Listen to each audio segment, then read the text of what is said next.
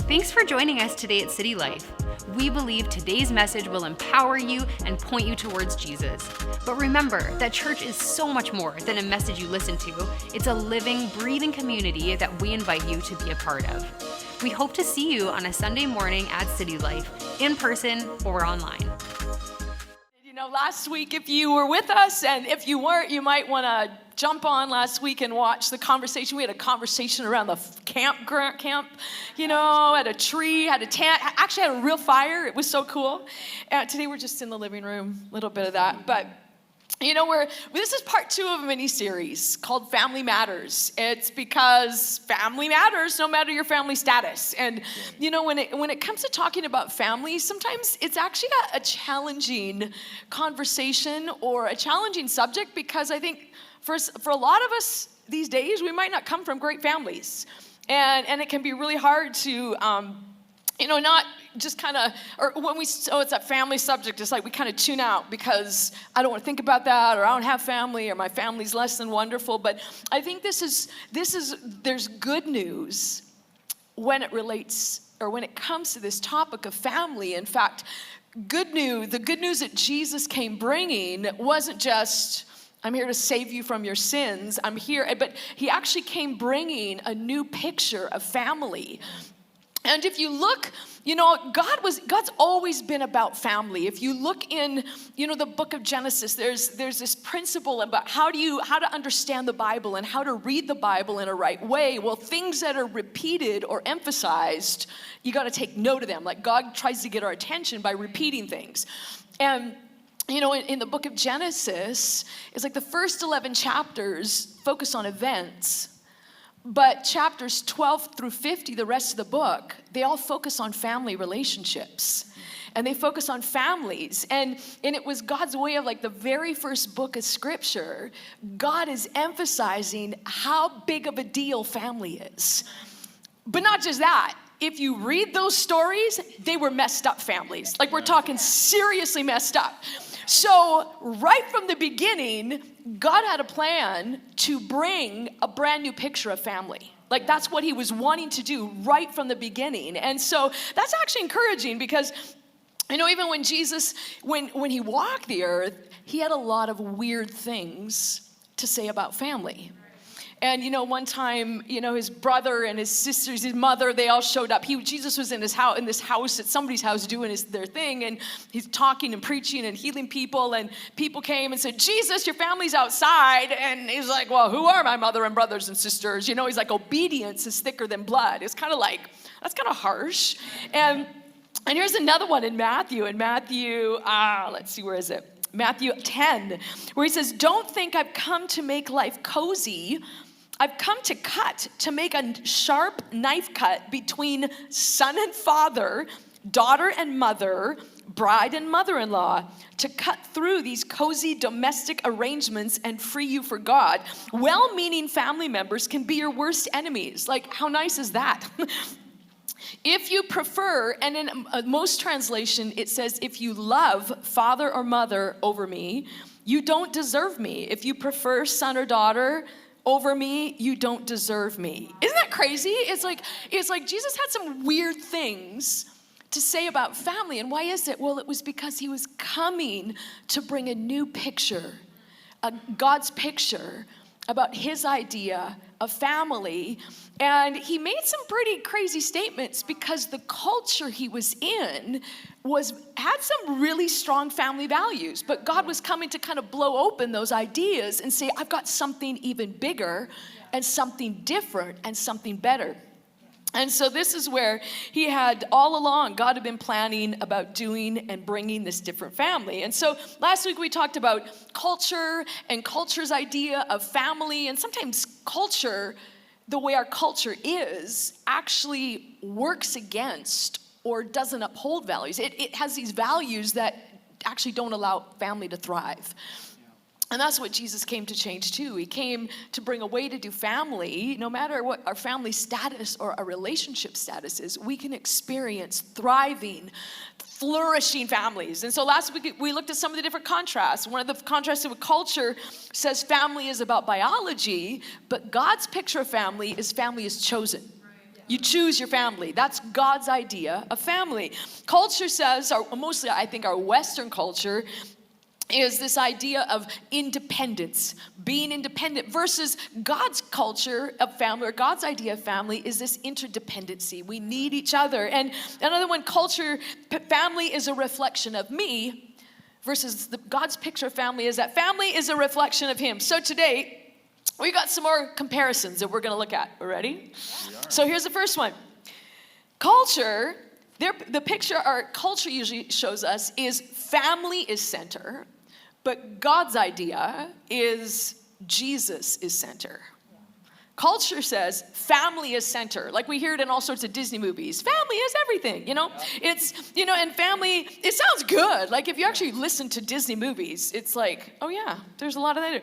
But I think this idea of family is center, it sounds like a good idea, doesn't it? I think it sounds, especially in a culture where relationships are broken, where people are dysfunctional, like we need family. But how can this idea actually work against building strong families? Family is center versus Jesus being center. How does that actually work against building a strong family? Well, I think sometimes if we take this approach that family is center, although family is super important, but it actually lends us towards disappointment, or it can lead us to disappointment, because when our families will fail us at some point, like whether it's even natural family, church family, like we will all fail one another at some point. And so if that relationship is the center of our faith or the center of our confidence, when that relationship fails, which it will, at some point, then we're left with disappointment, and we're left with pain and hurt, and we're actually left with nowhere to go. Yeah. Whereas when Jesus is the center, when we disappoint one another in family or in relationship, we have a stronger anchor that keeps us tethered together. Yes. And so, and it's like Jesus, while God may disappoint our expectations, God never fails. Yeah. And so that's where, by making Jesus the center, we're actually anchoring our families in something stronger. We're actually anchoring our relationships in something that's stronger than just our ability to be good people. Because we all know in long-term relationships, at some point, you're going to make mistakes that's going to hurt people. But if without Jesus at the center, we're actually setting ourselves up for disappointment. I actually think our lives were made to have Jesus as center. So when we pick something else as a center, it almost puts everything out of kilter. Like it's like driving on a flat tire or on an unaligned thing. Yeah. If Jesus is our true center and we're trying to pretend something else is, it just kind of throws everything off kilter. Yeah, that's a good example. I think too, when we try to when I think of something as being my center, I think of it as something that fuels me, you know, like it's like that's where I get my life from. And that's, you know, and which I think, you know, relationships are life, you know, they provide good stuff for us, they're life-giving, but they can't, like, they're not our fuel. Like humans were only made to run on one fuel, and that was like the life of God. And so I think, and too, like whether it's, you know, our families disappoint us, or there's loss, or there's brokenness, I think it's easy to lose our center in that way. What about the what are some examples of how you're aiming for Jesus as center in your family? I think one of the things we do, like for our media, and again, everything we're saying relates more than just parent-child dynamics, but for us, we've done morning devotions, and so every morning I drag everyone out of bed at 7 o'clock, and sometimes they hit me or yell at me, and my kids aren't much better, but no, just kidding. No, I lure her out with coffee, but and we all come out and we sit in the living room, and everyone's still kind of doing their own things. It's not like this beautiful kumbaya, hold hands, everybody's like on their YouVersion doing their devotions or however they're doing it. But we're just creating a spiritual habit of just consistency, hoping that it will take root, that it will be helpful. That's one thing. But I think, you can just see lots of different examples. I remember asking my parents what is a great parenting book or something that you use to kind of pattern your life after.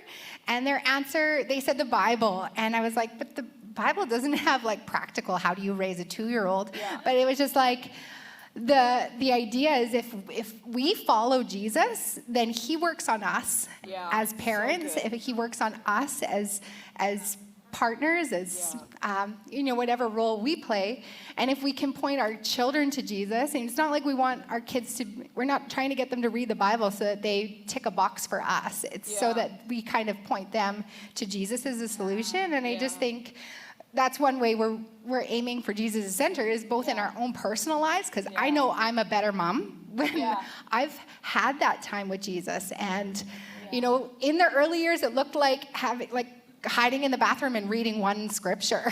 So it's like, I need a lifeline here. But now, thankfully, we've got some habits, and I have older kids, and I have time to, and I see the difference in me even.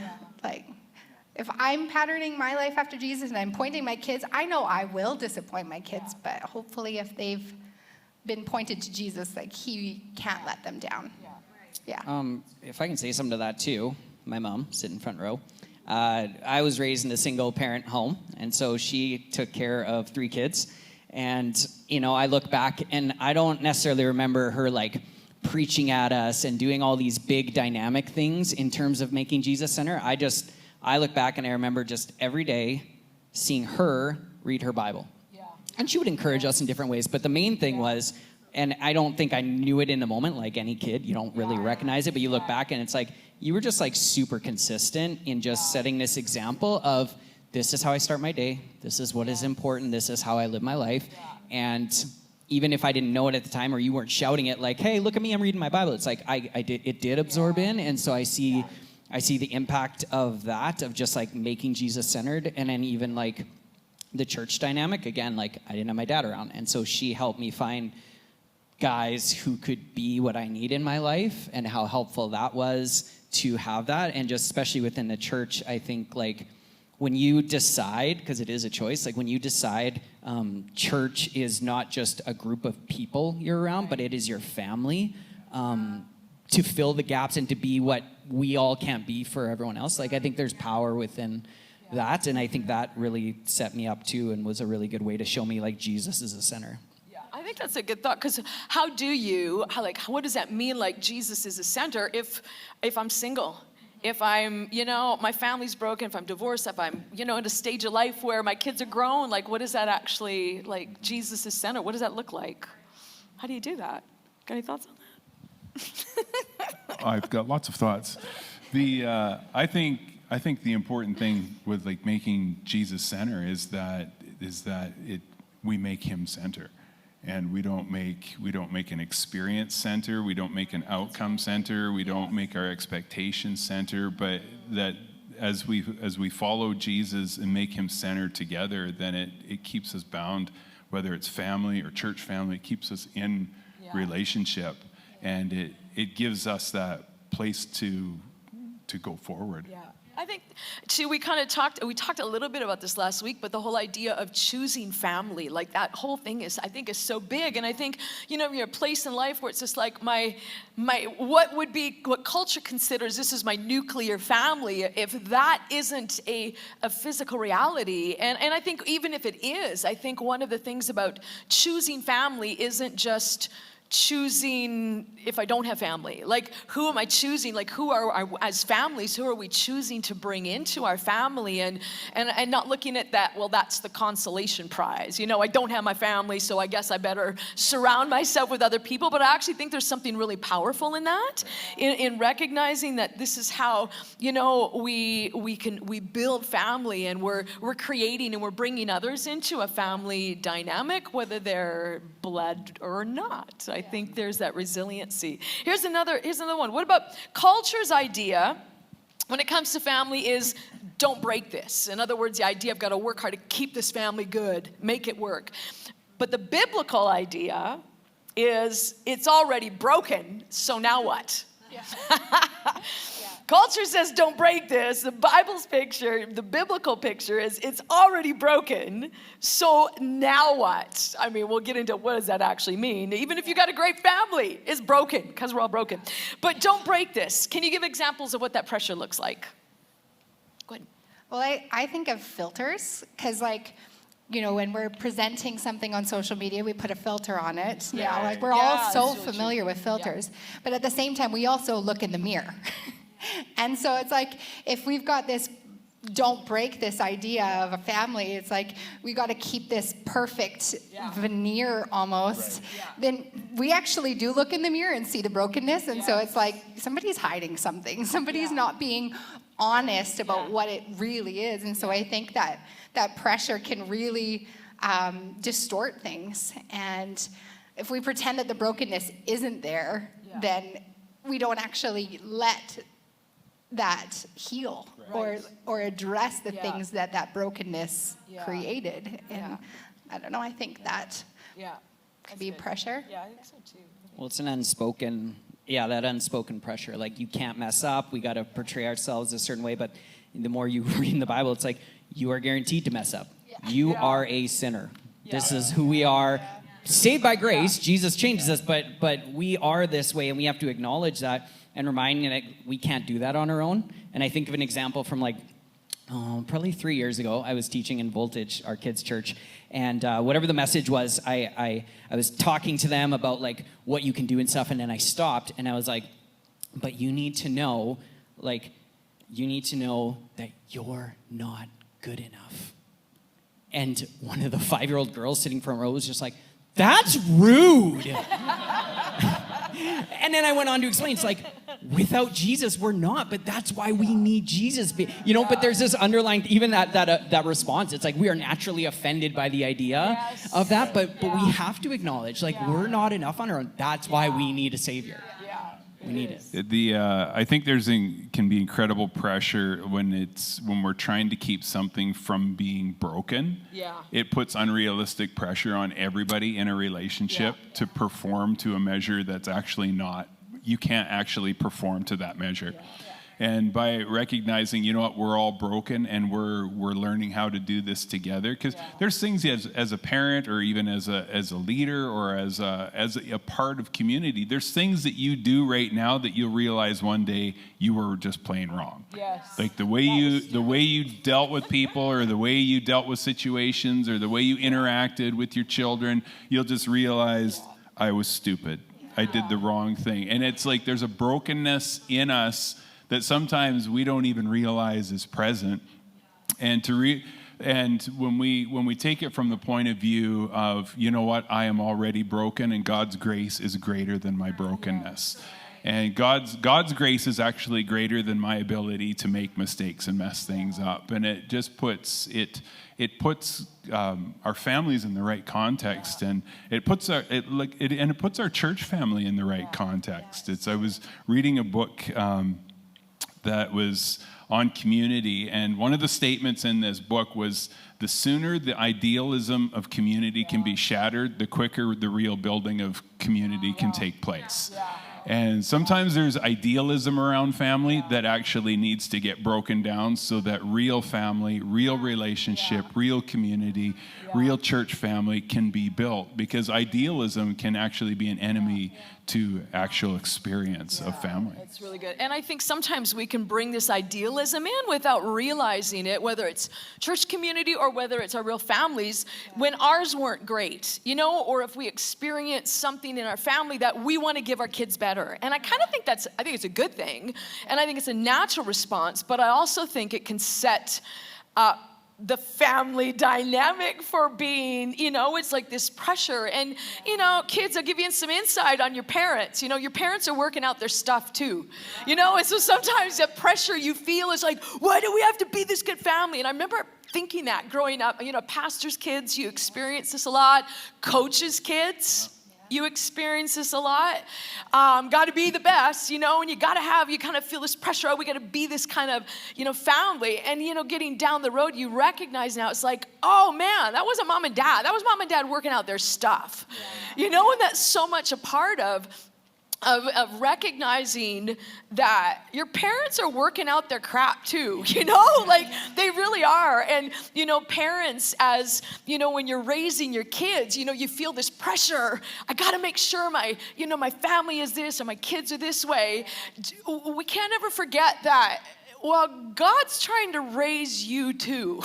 It's not just us trying to raise our kids, but God's working on us and raising us as parents, and he's raising us through our kids. That's what he does. I just think family is an incredible tool if we'll let it be, whether it's sibling relationships or parent relationships or even chosen friends and family, the people that you let close enough to see you without the filters, right? The people who do already know how broken you are. Yeah. And then you can be honest with each other and there can be growth there. Yeah. So like whatever family you let close enough to see that, then you can grow from there. And I just think that's a space where we can let God's grace fill the gaps between where we want to be and where we actually are. And that it's that chosen family or the trust that you let people see you. And I think that's where God can actually work. And then when you do that, that family can be such an incredible tool to make us more like Christ. Yeah. What about the example, like with your dad? Apologize, that's pretty powerful as an example, right? Yeah, I was a pastor's kid and grew up with that. I think I put that a lot on myself, the pressure to be perfect. But I remember a turning point where I recognized that my parents weren't. Well, I knew they weren't.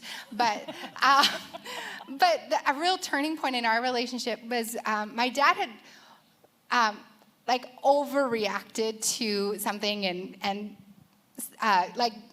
declared this is a specific punishment he was going to do, and so sent me to my room and came downstairs a little while later, and I opened the door and he was on his knees and asking for forgiveness because he put a pressure on me that he recognized was too heavy for me to carry, and he just the humility of asking for forgiveness was something that really brought I think health to our relationship, because there was a recognition on both both sides that we're not perfect and we're seeking Jesus together for that. And it really brought us together. But actually, I think wherever we have humility in a relationship, that's where there can be growth. And so, I don't know. I didn't expect to get through that. You did really good, Joy. It's good. Okay, well, this kind of goes, what about these two different contrasts? Culture usually is this idea of I want my family to be successful, versus God's picture of family is I want my family to be significant. What are the differences? I want my family to be successful versus I want family to be success. Let's talk about success. What does that look like in our world? What would I want my family to be successful? Thoughts on that? It does have to do with portraying, just obviously how we portray ourselves to others. I think when it comes to the difference is success feels more like a destination. It's if we can get to this, we're successful. Whereas I think significance can happen at any point on the journey. Yeah.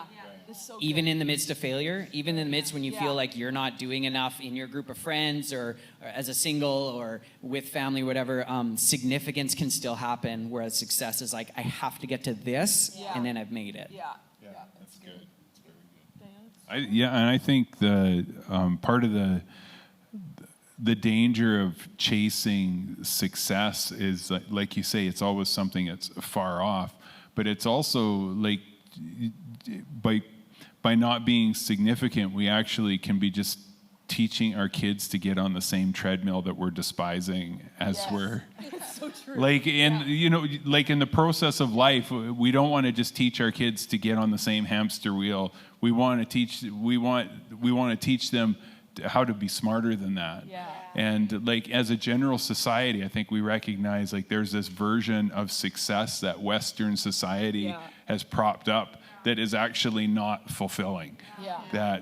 And I think as parents, we want to teach, we want to, and even as church families, encourage one another. Let's live for something greater than that. Yeah, and I think it's so easy with success. It's like, well, am I there? Or like you said, are we there yet? Are we there? And it's like for just this, I've got to give my kids all these experiences. I don't want them to experience all the hard stuff I did. And I think sometimes in aiming for success, we kind of prevent them from experiencing tough stuff, you know? And I think you can easily get success. You can get success without a lot of character. Yeah. Like our world is full of it. But you can't have significance without character development. And you can't get character development without the hard stuff, you know? Yeah, I think of success as like just celebrating the wins, just the achievement, just the great moments, where I think significance can be the lesson learned or the process that you go through, or not just the arrival. And actually, we went to Drumheller last weekend, and we're doing some hiking in this canyon, and Xander was climbing everything. You know, they just climb everything. But my youngest Xander, he's 9. He's 9. But he wanted to climb this very steep incline. I think I brought a picture. Yeah, so that's him. Anyway, so he wanted to climb this thing, and I was like, you know what? In my head, I'm thinking, I don't think he can do it. But you know what? If you want to try, go for it. And he just went for it, and it was actually quite scary. It was so high. And I think for us, I don't want to just give him, because I want him to experience failure when we're there, right? I don't want him to just wait till he's hiking by himself or with his friends to take unnecessary risk. Like, I kind of want him to learn how to take risks when we're still around to teach in those moments, because he is a risk taker. That's who he is. And so, like, we don't want to prevent him. Like you were saying, like, only letting him do things he can do. So he didn't make it to the top and got stuck and was shaking and scared. And, you know, I think it was a good moment for us to, you know, celebrate his willingness to try, but also being there to help him fail. And I think that is family. I think those significant moments can be those moments of failure that we experience together. I don't know.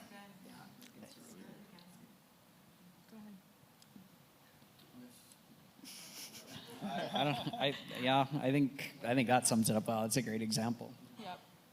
What does significance look like as a family? What does it actually look like? I think maybe not waiting till you've achieved a certain level of success to take on something new or to think about others. I think like even financially or generosity-wise, like we think, I'll wait till a certain like income level to give. I think we can be significant in whatever area we're at if we're thinking about others. If we're thinking about, like, how can we invite people in? And I mean, this is not time, like with COVID, whatever, but like I was just getting to the point where we were becoming comfortable of having people over to a messy house, you know, like where things weren't perfect, but it's like you don't wait till things are perfect to invite others in. I don't know if that can. Yeah, I think I like that, because I think the thing about significance, I think it very much is others focused. You know, I think about my mom and dad. You know, by culture standard, my mom and dad probably wouldn't have had what would have been considered a very successful storybook family experience. Like, none of us well, my sister was, but like they didn't have their family all around them. You know, we lived in different countries and different continents for most of our married life.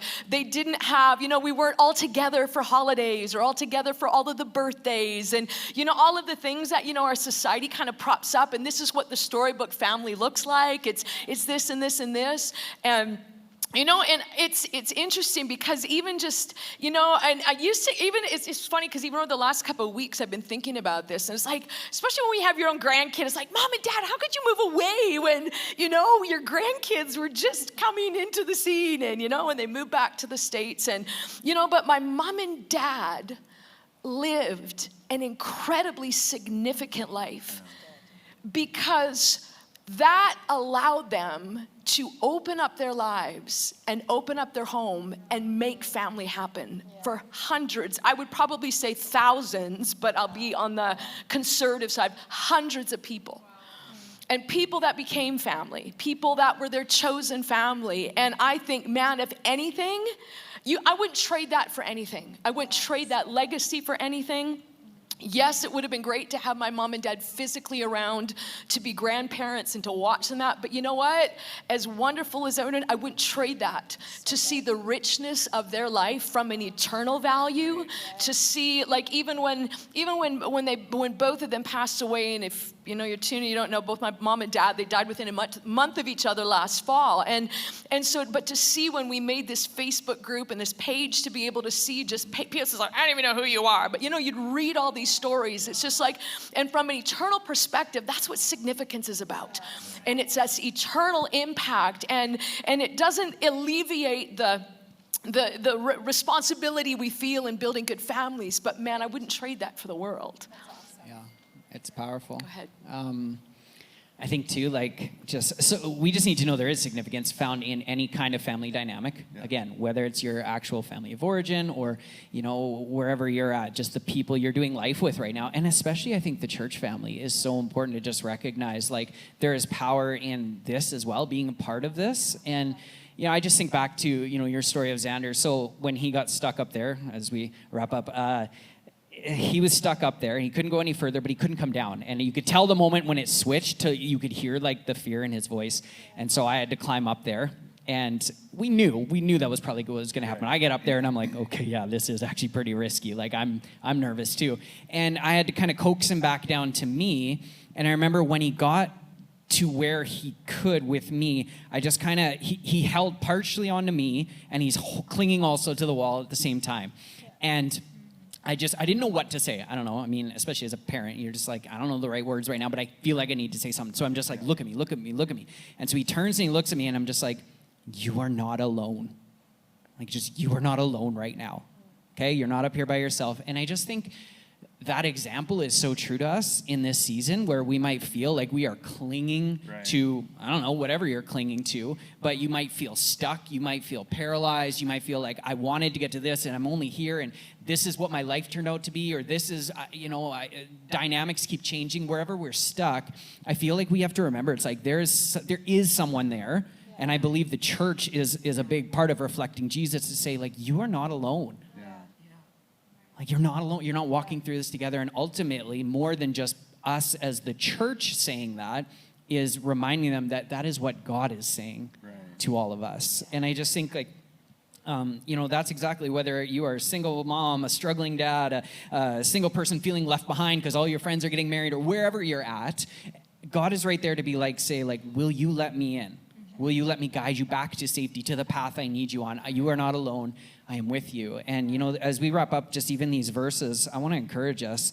Psalm 27:10 says, even if my father and mother abandon me, the Lord will hold me close. And, you know, Pastor Mike, you said at the beginning, it's like people will fail us and they're going to make mistakes. And it is true. Now, we're working to be a good reflection of Jesus and to do what we can, but we're still not going to get it right. But God will hold me close. The Lord will hold me close. And we shape our relationships not around a perfect family model, but around the one who is perfect. That's why we're Jesus-centered. And Isaiah 41:10 says, don't be afraid. And I almost just like put yourself in the place of like Xander on the cliff, when and just apply that to your life right now, wherever you are feeling trapped and whatever. Like, let God just kind of like get your attention and just say this: don't be afraid, for I am with you. Don't be discouraged, for I am your God. I will strengthen you and help you. I will hold you up with my victorious right hand. And And I just think we need to remember more than anything else the power of a God who is with us, who is guiding us through this so that we can be what we need to be for the people in our lives and what we need to do. And so I want to invite us to just pray right now. If we want to just close our eyes and pray with it, join us online as well. But I just want to lead us in an opportunity to pray, because wherever you are feeling like you're at right now, it is the moment to say yes to Jesus, and that is what we're going to do. And so I invite you even to just pray along with me and say, Jesus, thank you that wherever I'm at, you are with me. You can walk me through this. You can get me back on path and surround me with the people I need to move me forward, and help me be the person for my family or the people in my life. I trust in you to be the center of my life. And so I give my life to you. I say yes to you today. In Jesus' name, amen. Amen. That's a good thing. That's awesome. And I want to encourage you, if online, if that's the very first time you've prayed a prayer like that, there is going to be a video right now that's going to give you instructions on how to take your next steps. We want to thank you so much for joining us, and have an awesome week. We hope today's message encouraged you. If you want to take your next step in saying yes to Jesus, you can always contact us at cty.lc/nextstep or fill out the next step section on the City Life app. It's an honor to play a small part in what God is doing in your life. We look forward to connecting with you soon.